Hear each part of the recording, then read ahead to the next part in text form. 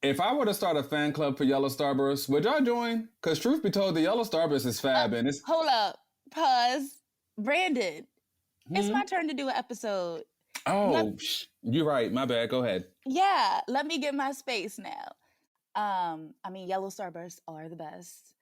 But anyway, let's get back to queer.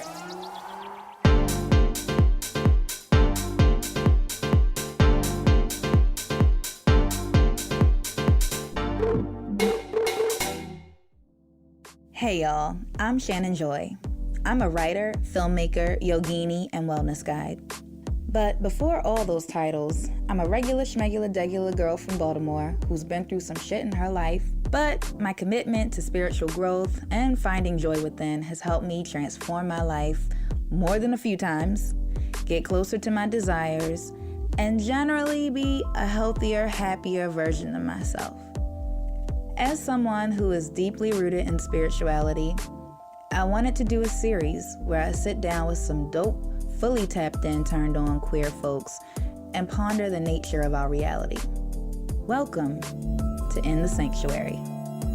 This is a spiritual kiki. You'll hear a lot of laughter, a lot of vulnerability, and a heap of universal truths. In this inaugural episode, I sit down with my good friend, creative partner, and critically acclaimed filmmaker, Darren Mallet, aka Pastor Prosecco. We talk about his journey from trauma-induced puppet shows to joyously towing the line between ascetic monkhood and intentional hedonism. So let me give you some context. Darren is an 80s baby, born and raised by a single mother from Trinidad. In the early 90s, his mother made the shift from a militant black secularist to a saved, sanctified, and filled with the Holy Ghost super Christian. So around 92, when you were in second grade, you began going to churches regularly. Yes. And it sounds like you went to a lot of churches. Yes. How did you feel when you were at church? What was your experience of church, of the teachings of Christianity? I got you. What was did you get a feeling? Okay, there's two things that happened. The first feeling was my buy-in as a young one was I always enjoyed the arts. And I enjoyed dancing, I enjoyed singing, I enjoyed storytelling. And so, in a lot of these churches, it's theatrical. So, there's opportunity to, sing and dance and stuff. To sing it, right. So whenever there was like a rehearsal or a church show, that stuff was just all in out fun. Truly, truly fun. But on a more like, I guess, spiritual or relational experience, there was this one church. It was predominantly white. It was in Atlanta or Sandy Springs, but somewhere in that Atlanta region. And we were in children's church. And there was a good old-fashioned children's church. There was a Punch and Judy style puppet show. Yeah. And the show, this one was centered around hell. Oh, and fun. I will never forget watching the show and then seeing the puppet, smoke, drink, or do something. I remember that whatever the puppet did was deemed as sin by a voice of God type. If it wasn't like the white teacher that was like next to it holding the Bible open, but it was like the puppet did something that was not according to the Bible and get engulfed by like paper mache fire, and just seeing the puppet burn up in flames, it really got me. It was a visual learner. I was like, what the fuck? I think what made it effective for me was that it was a well-produced show. It wasn't janky. It was it was good puppet theater. That shit shook me, man. Holy, wow. And immediately after that service, we were at home and we were watching, you remember the 700 Club? Pat Robinson? Vaguely. It's just like a tele-evangelist. Okay, yeah. So we're watching the 700 Club, and at the end of every episode, you know, the teacher, Pat Robinson, would be like, you know, it's the sinner's prayer. So like a prayer to invite Jesus Christ into your life as Lord and Savior. Because you're a dirty sinner. Right. A dirty puppet being engulfed by flames. And so immediately after that puppet show, I said the Lord's Prayer. Oh. And that's when I started my own individual born-again Christian experience. Got it. Okay. Yeah. Great. And so Fear was the feeling. Fear was the feeling. Not great. Not great. Okay. Yeah. So you're a young child. You're choosing to follow this lifestyle where you give your life to Jesus. And you don't curse. You don't listen to... You're not engaged in the culture.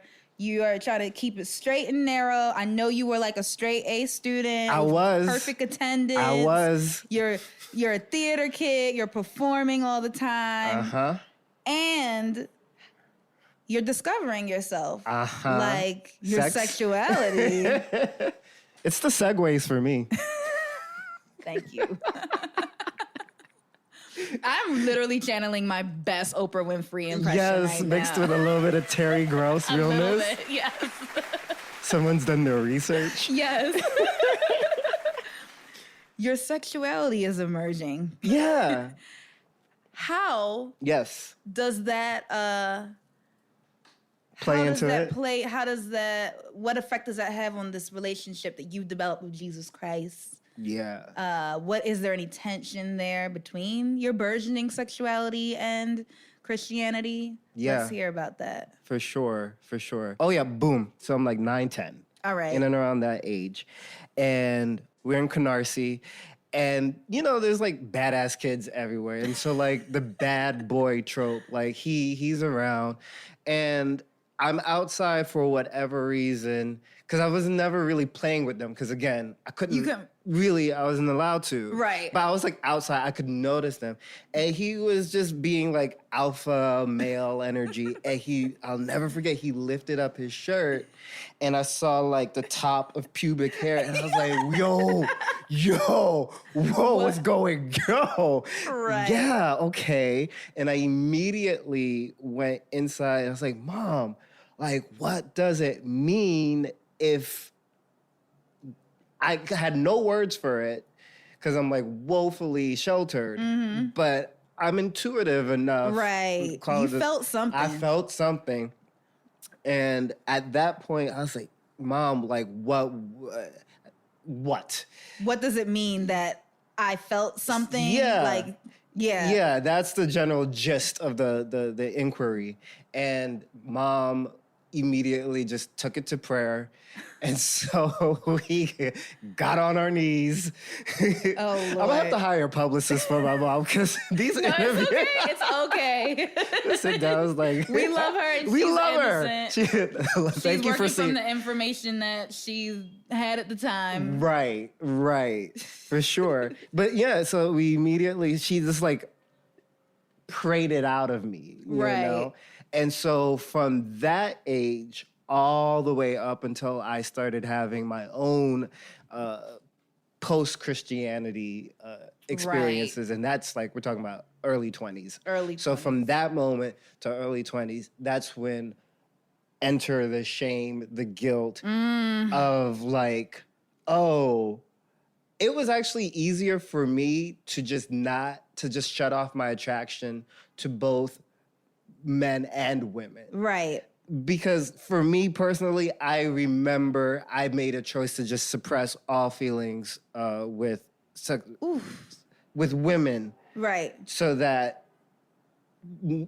like I'm not dealing with drama. Right. Because your mom is your experience, is your woman in your life. For sure. So you're probably associating like... everything. Everything. And it's like drama.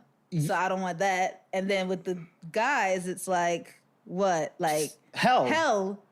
Period. So this like... That's a lot.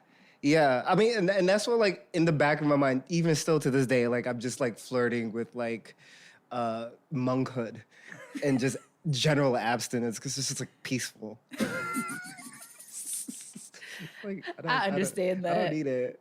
But, you know, I do enjoy sex. Yes. And romance and love, too. Like, we're going to get I love to that. hard. But, okay. Oh, yes. Does that answer the question? Definitely answers the question. Okay. Yeah. So what I'm wondering is, when was the moment when you decided, fuck all of that? Because the Darren that I met in grad school in 2012 was on some other. You weren't that Darren. You weren't a repressed, sexually repressed Christian boy. Oh, my dick was out at this point. You were very much a grown-ass man who I knew immediately was very spiritually in tune. Oh. You always had the wisdom. You was dropping nuggets. So, I guess... That's nice to say. Thank you. When was the moment you said, fuck that, Darren?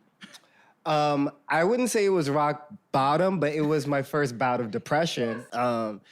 So right before I got to the new school, up until that point, I was just trained in the theater as a performer. Right. And so that was like the gist of my life. And then after, you know, and this is the early 2000s, so I was a professional actor.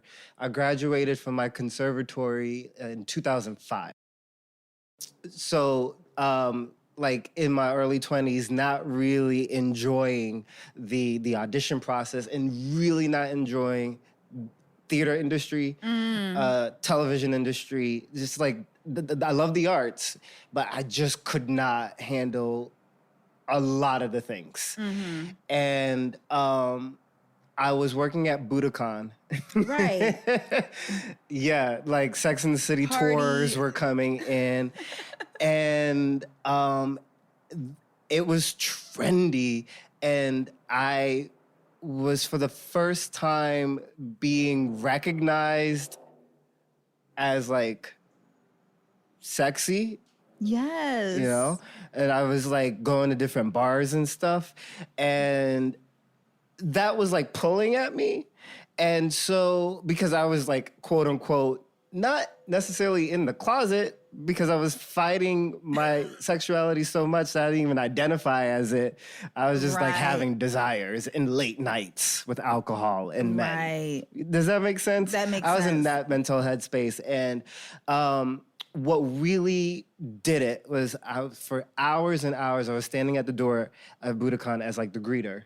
It just opening the door and just, and sitting with myself for hours on end, not wanting to go to hell for like all the stuff that I'm participating in. And it just like exhausted me mentally. Yes. And so there was one time when I called my mom and I was like, what does it mean if you just don't want to get out of the bed? Because I work hard.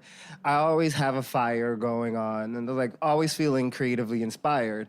But I was just like, bleh, I'm not feeling none of this. Yeah. And she's like, oh yeah, sounds like you really need Jesus. Oh, Lord. And I was like, okay, well, at this point, let me really, and you know, like early 20s, like, let me just go in the New Testament hard for myself. And so I just did it just like purely academic. And I was just not seeing for myself half the things that I was like condemning myself for. So I was just like slowly experiencing, as it's called, freedom in Christ. Yeah. And so like by the time you met me in like in school, I was like more comfortable being free. Yeah, because definitely. I just read it in all the not all the ancient texts, but like New Testament. So I felt better. So how did you come into meditation? What path led you into your meditation? The stress of New York City. Yep. Period. That'll do it. Yeah. So was it like a friend recommended you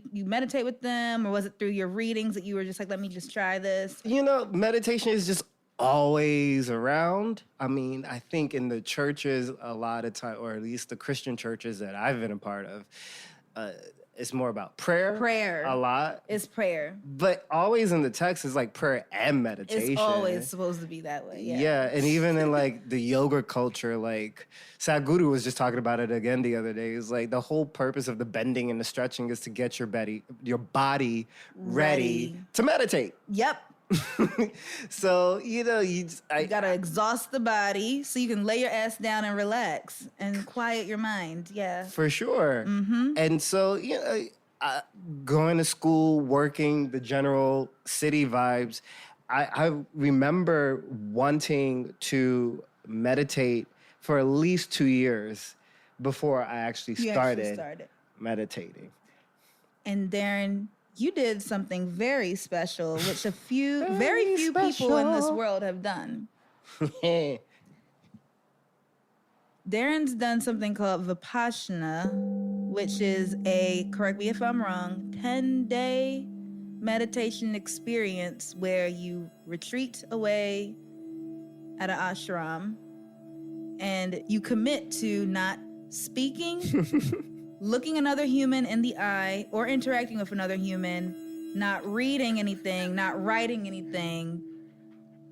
Yeah. And generally just meditating, doing yoga, cleaning for, your service, act of service, and just simply being with yourself and your thoughts at all time. Hell yeah. That's right. That's a good summation. Okay. Yeah. I want to hear about how you decided to do this and how the experience was and how you changed. Everything must change. After this experience. Everyone must because change. That is the Darren Mallet that That's the Darren Mallet that gets in trouble. Because when you used to be letting everything go and tasting bliss and nirvana, things get a little janky. Yeah, my expectations of Vipassana 10-day training course, I went in really on some open-minded shit.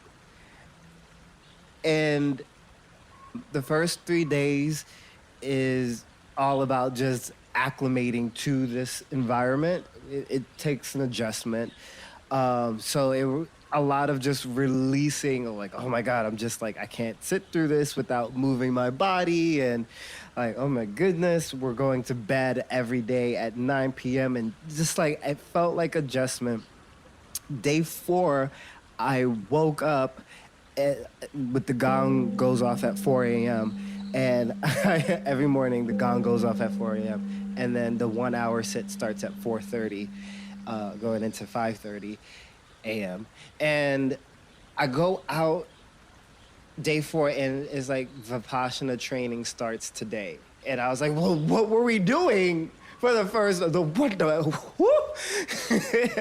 that's kind of like when it's just a bit more like really just push through or, sit through with more intent. And then around day 6 where I had a quote unquote successful sitting with strong determination, that a lot of joy.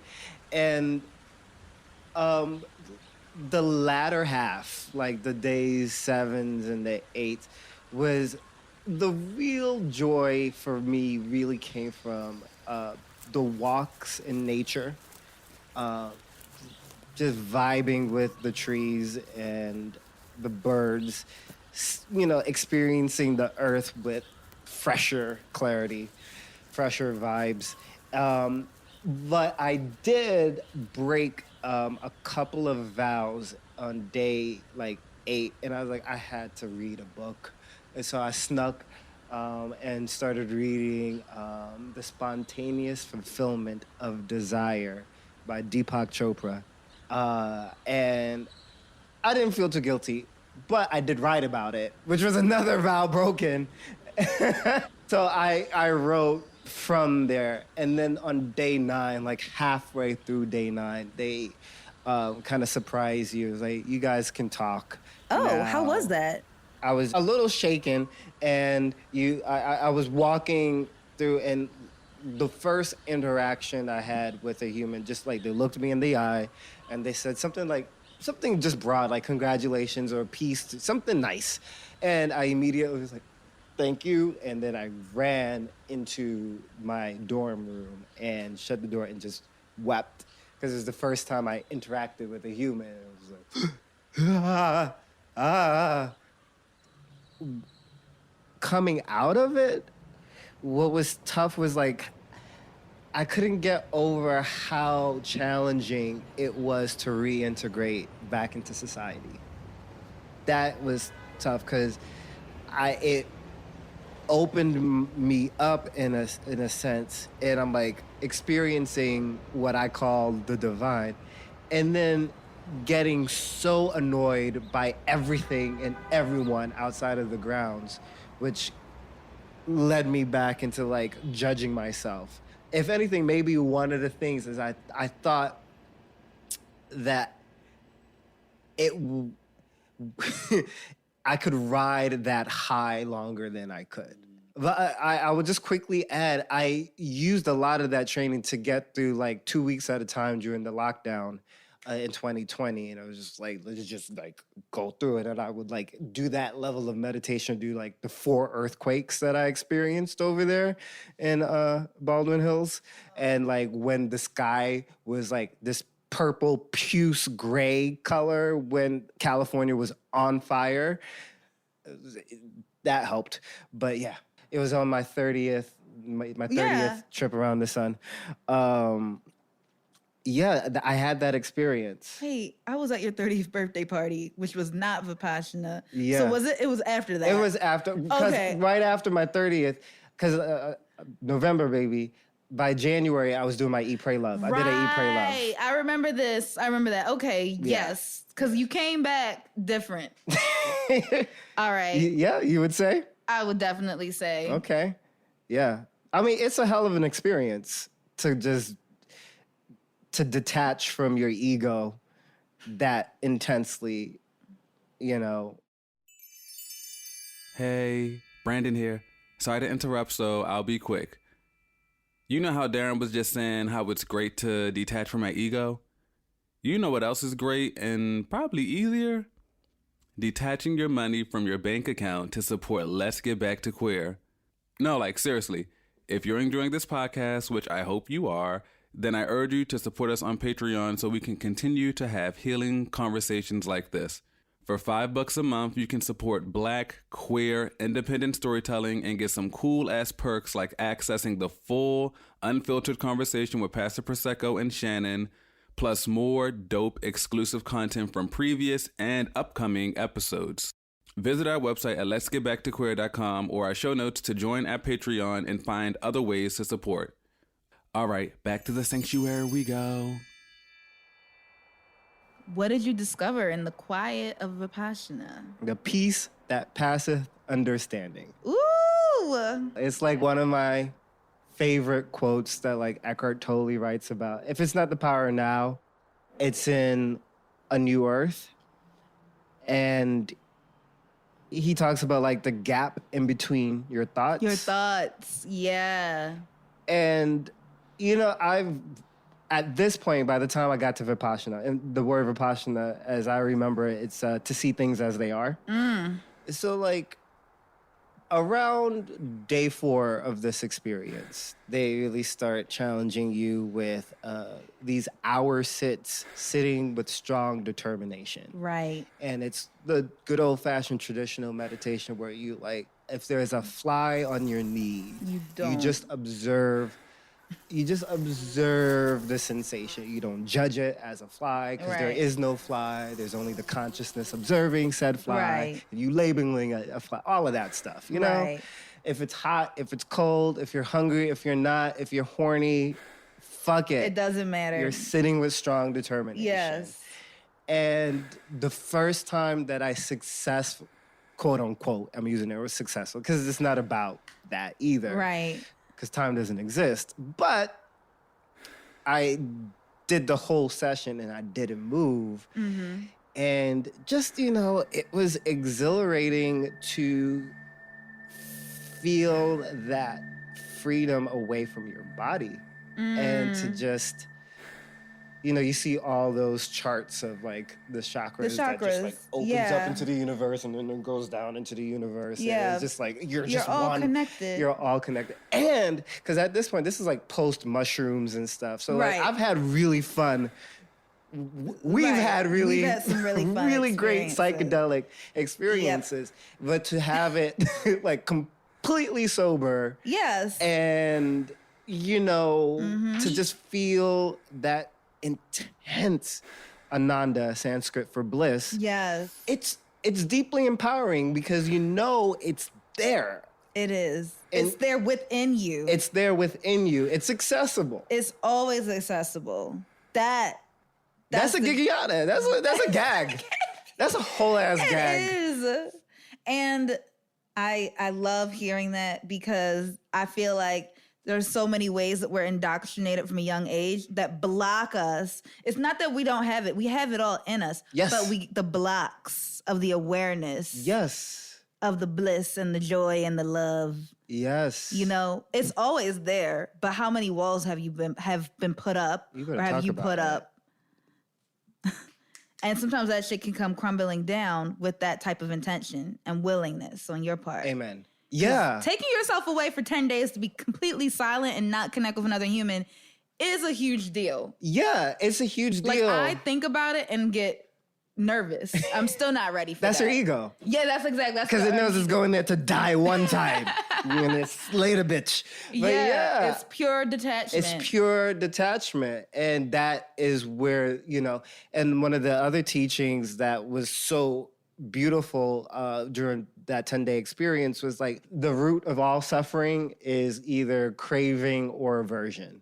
And personally, more than sexuality, more than anything, what even like alcohol or pleasures and all that stuff, what I really needed deliverance for, and I would until I leave this planet, what I will need deliverance from is just like my ambition when it comes to my art and my craft. Because I can easily identify, because like I'm an achiever type. And I was like, let me get things done, let me manifest, da-da-da-da-da-da-da. It's not about that. And none of that shit matters. It's not. And so it's like it was like the first time that I could like approach my work with a semblance. Right. Of a little bit of a detachment there. Yeah. It's like, I really love this quote from the Tao Te Ching. That's my shit right there. It's like, do your work, then step back. Yes. It's like, do your best work, but then take a step back from it because you cannot control the outcome of anything. Yeah. Period. Yeah. And when you think you can, that's where the suffering comes. It is suffering. Aversion or craving. You're craving an outcome. You're craving an outcome. And you don't know anything. Yeah. And it's a really surreal experience to be a creative, right? Yep. Be an artist, a writer, or whatever, fill in the blank. And do your best, work with integrity, and still practice non-attachment to the outcome. That's a practice. I have a question. Will you do me a favor? For sure. Can you read the introduction to A Course in Miracles? Okay. It's one page, I believe, right? Yes. And it's actually in a Jay-Z song, too. It is? Yeah, but I have to look it up. I think it's in like the 444 album. This is A Course in Miracles. It is a required course. Only the time you take it is voluntary. Free will does not mean that you can establish this curriculum. It means only that you can elect what you want to take at a given time. The course does not aim at teaching the meaning of love, for that is beyond what can be taught. It does aim, however, at removing the blocks to the awareness of love's presence, which is your natural inheritance. The opposite of love is fear, but what is all-encompassing can have no opposite. This course can therefore be summed up very simply in this way. Nothing real can be threatened. Nothing unreal exists. Herein lies the peace of God. And what have you learned from this book, Darren? You mentioned the Tao Te Ching, and I always heard about it.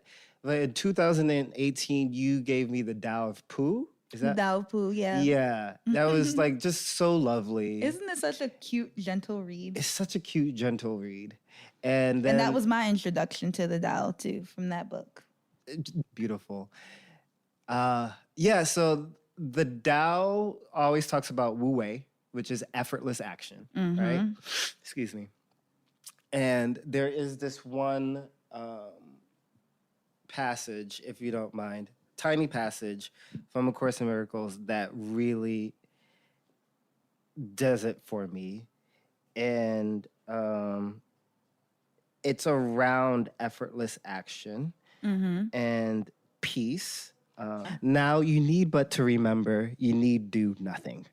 It would be far more profitable now merely to concentrate on this than to consider what you should do. When peace comes at last to those who wrestle with temptation and fight against the giving into sin, when the light comes at last into the mind given to contemplation, or when the goal is finally achieved by anyone, it always comes with just one happy realization: I need do nothing. And for someone who spent their whole life Doing the most. doing the most, as some people would say, the miggity most, you know, like doing a lot. Yeah. Yeah. I can feel, I feel that those words do feel like medicine to my like brain right now. It feels like I just put some moisturizer on my scalp. Like, yeah. It's therapeutic. Yeah. Yeah. My brow does want to relax right now. Yes. I feel that. Thank you. Thank you. Yeah. So, how would you define your spiritual practice nowadays? And who is Pastor Prosecco? Definitely the affirmative prayer. Words of affirmation is my top love language. All right, got it. And choosing the light over and over and over again. Going back to like nothing real can be threatened. Like nothing real can be threatened. So like when New York City is covered in ash from the fires and Jeff Bezos going to the moon, I'm still gonna be like, okay, this is like in divine order somehow. Yeah. Or like when I look at my bank account and I'm like, oh, this is in divine order as well. As well. Yes. You know, all the things. So I'm just choosing the affirmative at all times. And of course I meditate. And then, you know, you drink your teas and your boop-a-da-boops and you stretch and the bop-a-da-bops. Right. And then Pastor Prosecco he came from, I think. I was there that day. Yes! The day that Pastor Prosecco was born. Were we tripping on shrooms that day? No, but we were drinking. We were drinking. Yeah. Heavily. It's actually that balance that we talked about. Like the Prosecco, is it the tangible things of this earth. Yes. The things that I'm allowing myself to do. Right. And the pastor is just the wisdom. It's wisdom. that personification of like, I'm a sovereign person. And I'm no one's pastor because if you don't know, Prosecco is like a sparkling wine from Italy. Yes. So I'm like... It's also your way of saying pass the Prosecco. And I'm Pastor Prosecco. Both and. Both and. That's why I think it's brilliant. What I like about Pastor Prosecco, if I may, Ooh. is that I feel like you said, it's this fusion of your identities. And it's you choosing to center joy and pleasure. Call back to our pleasure activism episode. You choosing to center joy and pleasure in your spirituality. Because Pastor Prosecco is all about the vibes, the community, Yes. being in the mix, in the party atmosphere. It's a very joyful, indulgent, hedonistic even persona. And I like that. With mindfulness. With mindfulness. Intentional hedonism. Intentional indulgence. Yes. Intentional. It's like we are doing this.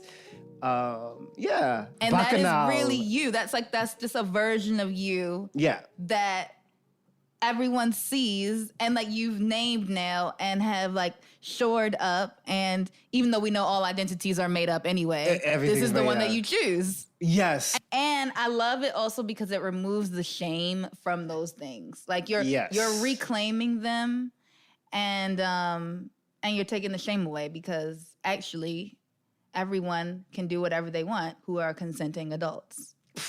And we enjoy consent. Yeah, and because we don't believe that God is a white man in the sky who's going to send us to a burning fire pit. Who said that? Right.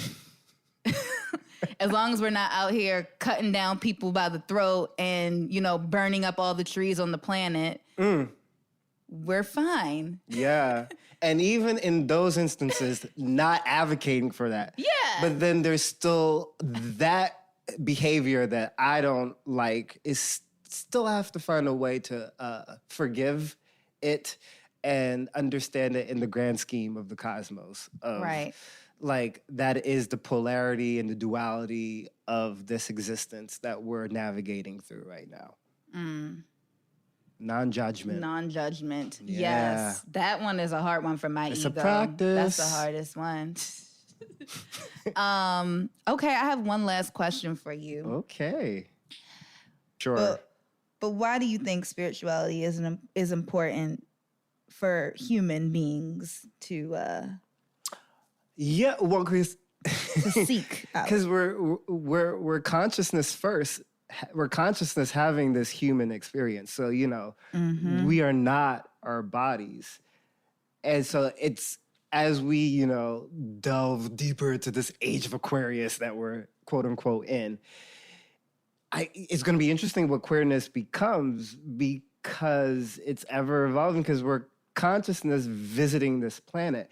Boom. What I would say though is I think a lot of these young babies, especially on the TikTok memes, like they are inherently understanding that like this matrix system, there's something outside of it. Like I feel like these kids, if anything, we can learn from these kids because they're hot fire. Yeah, and these that's rainbow, crystal, indigo, whatever color children, babies they are everything. And I'm in service to them. What they need, I'm here to provide because it's love. Y'all heard that? Darren is here for y'all. And I am too. That's our show. I hope y'all enjoyed In the Sanctuary, hosted by my good sis, Shannon Joy. She'll have more conversations in the Sanctuary in the next season. Thank you and shout out to Darren, Pastor Prosecco Mallet for holding some space on the podcast.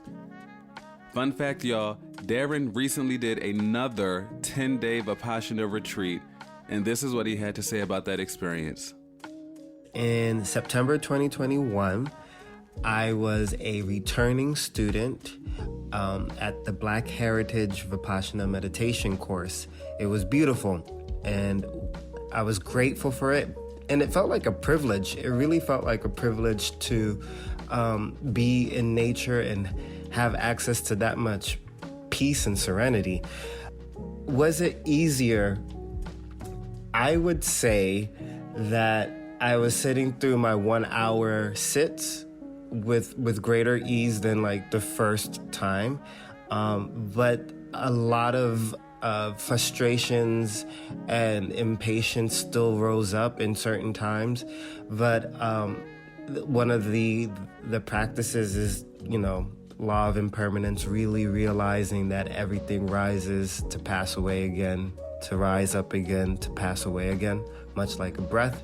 On day 7, there was a bunch of ideas that came to my head, and I did not feel like fighting with it, so I got a piece of napkin from the dining hall and I wrote some ideas down, and then I let it go.